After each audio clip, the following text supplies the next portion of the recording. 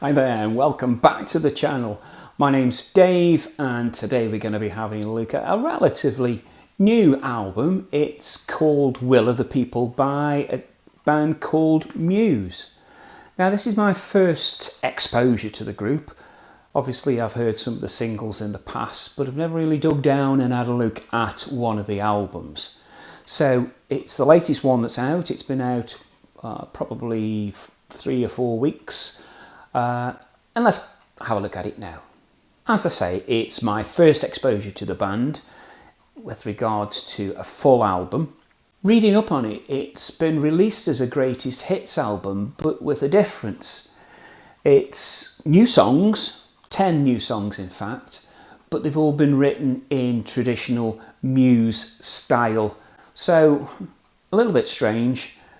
Must be the first greatest hits album with totally new tracks on it.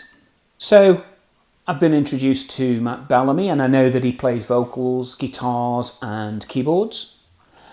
I know Dominic Howard plays the drums and does some vocals. And I know that Chris Wolstenholme plays the bass and also does some vocals. It's a new album called Will of the People. It's got 10 tracks on it. It lasts for 37 minutes. Released on the Warner Helium 3 label. All the songs are very radio friendly. They're 3, 4, 5 minutes in duration.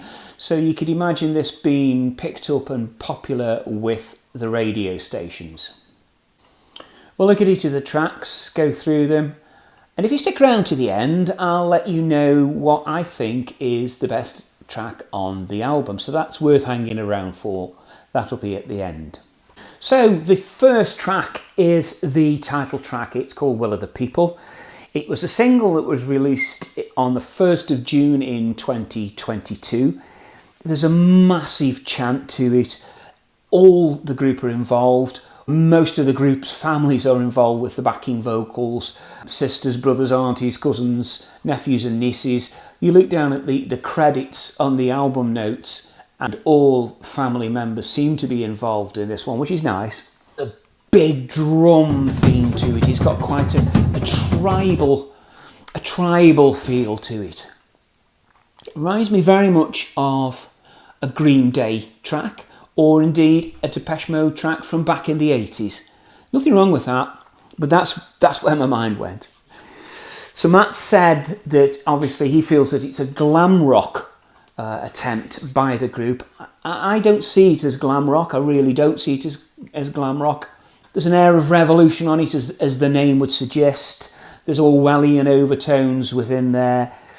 And it's about somebody that's essentially had enough of their existence. They've woken up one morning and just said, I've had enough. Let's do something about it. It's a good track. I've enjoyed that one and it's a cracking start. Compliance. Second single released on the 13th of March 2022. Very much more of a sci-fi feel to it here. It feels a typical Muse track to me, although my knowledge and understanding is limited. As I say, this is my first time that I'm actually listening to a Muse album. But it does have that sort of telltale lyrical sound particularly. It's written about oppression of the people, but it's written from the point of view of the oppressors. So that the theme is that the oppressor is recounting this story. The synth box is prevalent. Not a massive favourite. It's okay, but there are better tracks on it. Liberation is a track that the band say. Matt in particular said that he was inspired by the Black Lives Matter movement in the US at the time that he was writing. It feels very much like a Queen song. It's got that Queen-like quality, the operatic harmonies, the simple piano theme. I was quite surprised when I heard this. I expected Freddie to chime in at any moment.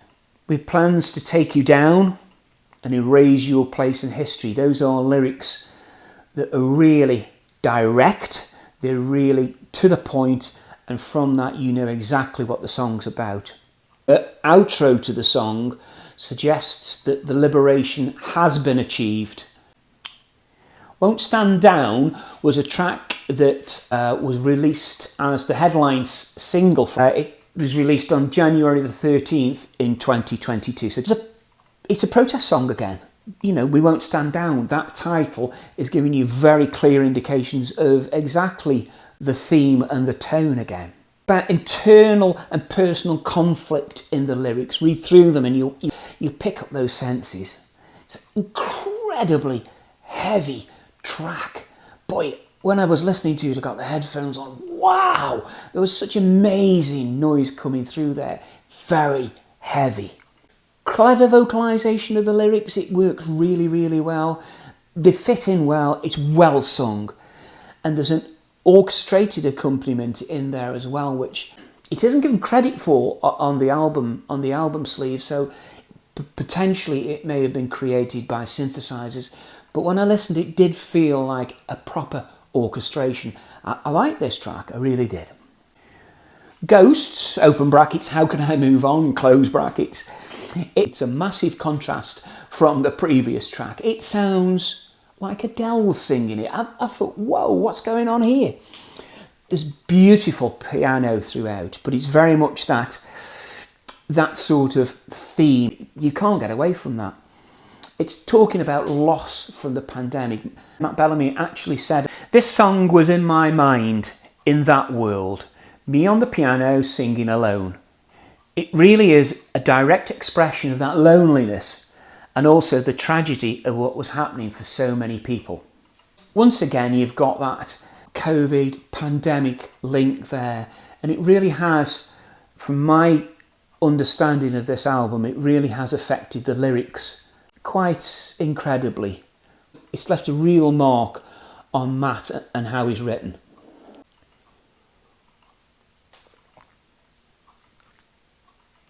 Need a real good cup of tea. The throat's a bit poor today. Next up is a track called You Make Me Feel Like It's Halloween. Okay, it was a single. It's quite a recent single. 22nd of August it was released. I listened to this and I'm thinking, crikey, it's Rockwell. Somebody's watching me. I was expecting Michael Jackson to come in and it really does sound like that. Once again, it's that coronavirus theme that's been throughout. Although it talks about Halloween, it is in fact about domestic abuse. It was something that, when writing the lyrics, Bellamy was very aware of from the change in circumstances that many people encountered, and he was particularly concerned about this domestic abuse and how it may have escalated during the pandemic. He says there's Kurt Cobain influences, the Jimi Hendrix influences on the guitar solo. He liked to make it mad, uncomfortable, out of control. It's certainly that. The snippets in there as well, from Bach's Staccato and Fugue in D minor. And right at the end is a really nice touch. The legendary Vincent Price is included in the outro. Great track, I love this one. Kill or Be Killed is next up. This was a single. This was released in July, 21st of July this year. As soon as I heard the title Kill or Be Killed, it set me thinking, I've heard that phrase before. And it was a quote from Jack London, an American writer and social activist. And he said, "Kill or be killed, eat or be eaten was the law. And this mandate, down out of the depths of time." This was taken from his book Call of the Wild in 1903. There's a mix of Limp Bizkit, Slipknot, Rage Against the Machine, and once again it's a really heavy track. On their Facebook page they said of the song, "We wanted to update our hard rock sound on this album, and with Kill or Be Killed we find a modern metal sound featuring double bass drum action and even a death growl. Lyrically, the song takes influence from my favourite Paul McCartney song, Live and Let Die. A dark take on how life's adversity can sometimes bring out the worst human instincts to survival at any costs." Heavy? Yes, definitely heavy. There's a scintillating guitar solo in there. You don't get much clear guitar work within this album, but on this track there is. Listen out for that solo, it's well worth. When I was listening to the chorus, it did remind me of The Killing Moon by Echo and the Bunnymen. Have a listen, see if you can get that link that I did. The next track is called Verona, and when I was listening to this, it was during the time that the news in the UK had just broken that the Queen had sadly passed. And listening to this particular tune, the music really seemed to fit the occasion. So I was quite pleased I was listening to this at the time, because obviously the sad news, but this really helped just to take it all in. There's layers of keyboards, there's a real atmospheric flow to it. It's gorgeous. It did remind me, I only saw series 1, so once again correct me if I'm wrong, but it did feel like I was in an episode of Stranger Things. It had got that feel to it. Very unique. It's a love story set in the city where Shakespeare's Romeo and Juliet was set. And there's wave after wave of the sound echoing. It's really, really top notch. Bellamy sings with passion and pain all mixed into one. The lyrics on this one are absolutely top notch. According to Warner's official album recap, they said Verona includes nostalgic electronic textures which bring innocence and purity to the album. They got that bit right. Wholeheartedly agree. Brilliant track. Euphoria's next. Once again, there's this coronavirus COVID theme to it. Bellamy said, I think it's actually one of the more positive, uplifting tracks on the album. It's about that feeling that we all had of being kind of trapped at home for a long time. I can resonate with that, and it does feel like that as well. It's fast-paced, electronics pulsating throughout this track. All goes well until the chorus. I'm listening to it. It feels like a chorus from a Steps single, for goodness sake. I couldn't believe it. You listen to it. You see if you can hear that Steps sound in there. I was amazed. It took me back. I had to listen to it 2 or 3 times to actually get in my head that I was actually thinking what it was. But it does sound like Steps. It's the worst track on the album for me. The last track, I'm not going to say the name of the track. I'm going to put it up on the screen in a moment. We don't have any swearing on this channel, and if you've heard the album, you'll know exactly what I'm talking about. It's an amusing song. It's based on the last 12 months of many of our lives. It was a song where if something could go wrong, it did go wrong. I like it.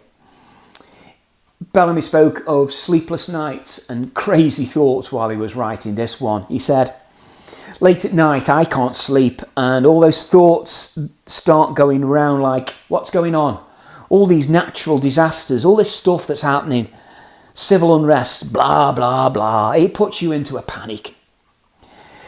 In fairness, this has probably been a phrase on most of mankind's lips as we enter this post-COVID world. I like this one. It's more guitar-based than many of the other tracks. I really noticed that one, and it was an enjoyable end to the album.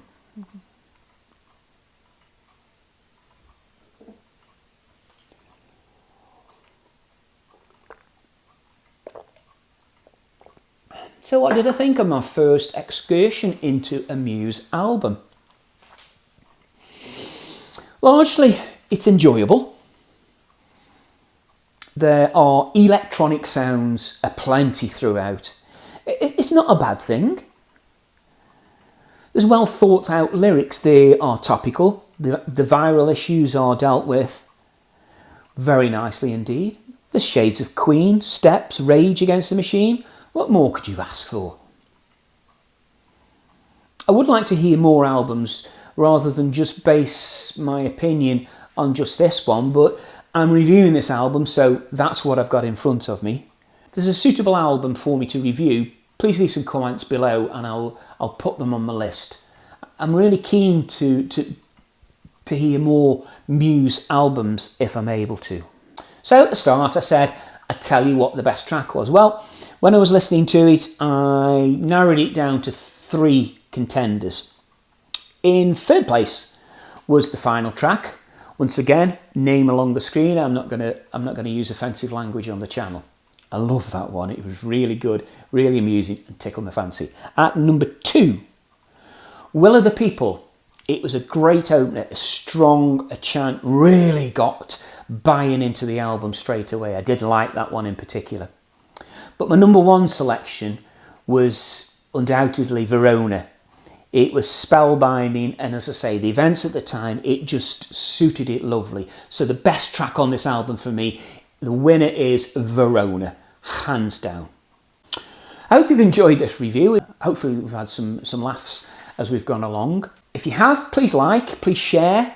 It'd be very, very good. My channel needs the likes, it needs the share, and it needs some comments. So if you've got anything that you would like to make me aware of about the album or anything else indeed, please leave it in the comments below. It really would help the channel.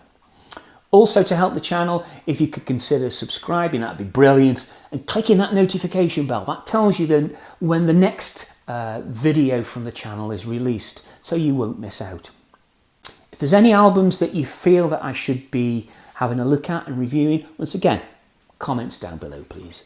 On screen now, there is a link to an album. It was released in March 22 of this year.